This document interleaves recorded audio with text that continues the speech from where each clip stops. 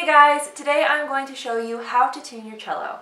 And rule number 1 is do not touch the pegs unless you absolutely have to. For the purpose of demonstration, I am going to detune my cello. Yes, for you, I will do almost nearly anything.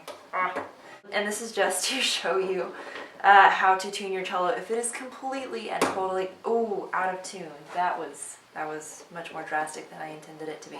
If you don't have a keyboard or piano around or a tuner or anything like that, all you have to do is get onto this YouTube video, which I will post a link to. It is just a drone of A440. I don't know if you guys can hear that, but yeah. That A is what you want your top string to sound like. And as you can see, my A string, my top string on the far left, this one right here, it's a half a step flat. So because it is so drastically out of tune, I'm going to have to turn the pegs. Now the pegs you will only turn if it is horribly, horribly out of tune. If it's only slightly out of tune, you will tune what we call the fine tuners, which are these guys.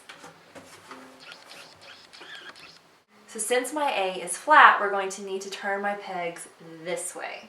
We're going to need to turn them clockwise. And as you turn, you have to push the peg inwards so that it sticks. It's close enough so that I can use my fine tuners now.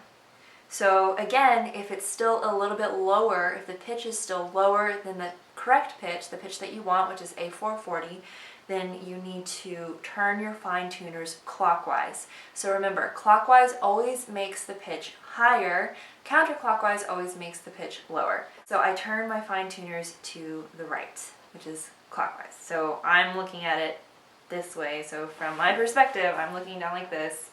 I'm turning the fine tuners to my right.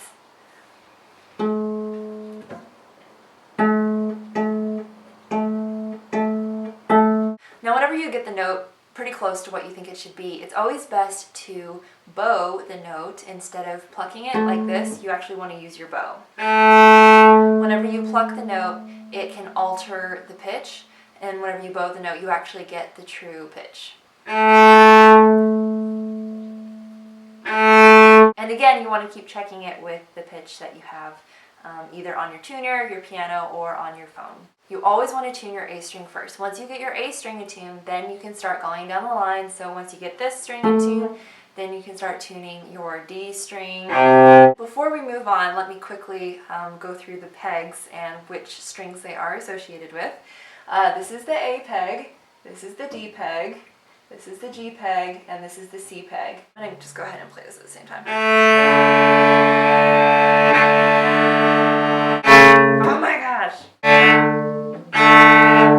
Okay, whenever it's too high, I actually take advantage of this and loosen it with the fine tuners, because sometimes the fine tuners, you twist it to the right so much that eventually they can't be tightened anymore. They run out of room to be tightened.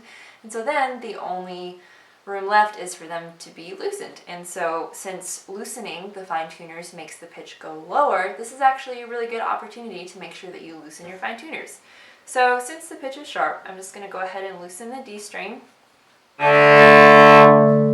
it's perfectly in tune. You can tune the D string by itself, but the best way to know if it's in tune is if it matches the A. And they are a perfect fifth apart.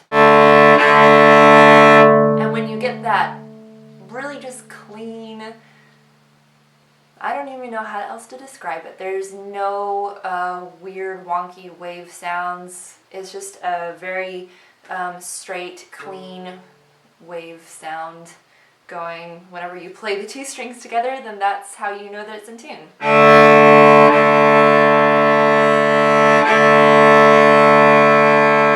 I grew up around an airport field, or an airfield whenever I was little, and so I would fall asleep listening to airplanes fly overhead. And whenever I hear a perfect fifth on my instrument, whenever it's in tune, I know it's in tune because it sounds like an airplane engine. I guess that's weird. I don't know. It helps me. So maybe that will help you if you listen to airplanes. Here is G.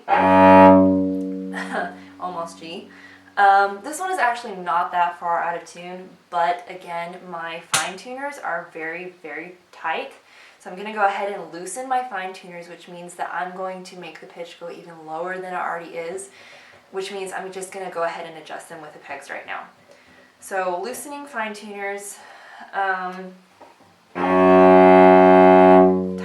peg.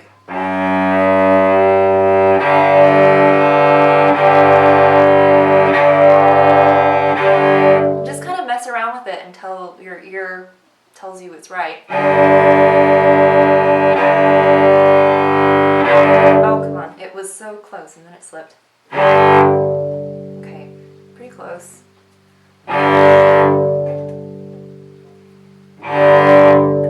Don't slip, please don't slip. That's pretty good. We're going to have to tighten it so much. That is a perfect octave. Oh my goodness. Okay, so we're going to tighten it a lot. Tightening it much by counterclockwise motion. Or no, what am I saying?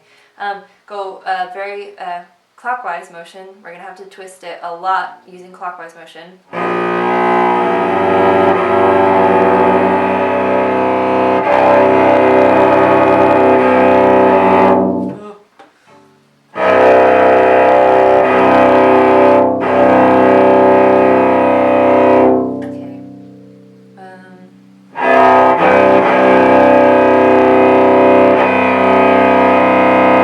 That is how you tune. Just again, briefly, only turn the pegs if the strings are drastically out of tune. Only tune the fine tuners if it is just a little bit out of tune. Clockwise raises the pitch. Counterclockwise lowers the pitch. And of course, you always want to start with the A string, which is the farthest string on my left. If I'm looking at it from this way, this is A, D, G, and C. Really good if you have a tuner piano or the link that I posted at the beginning of the video. And yeah, I can't think of anything that I missed, but if you have any further questions, please let me know. And as always, I hope that this video helps.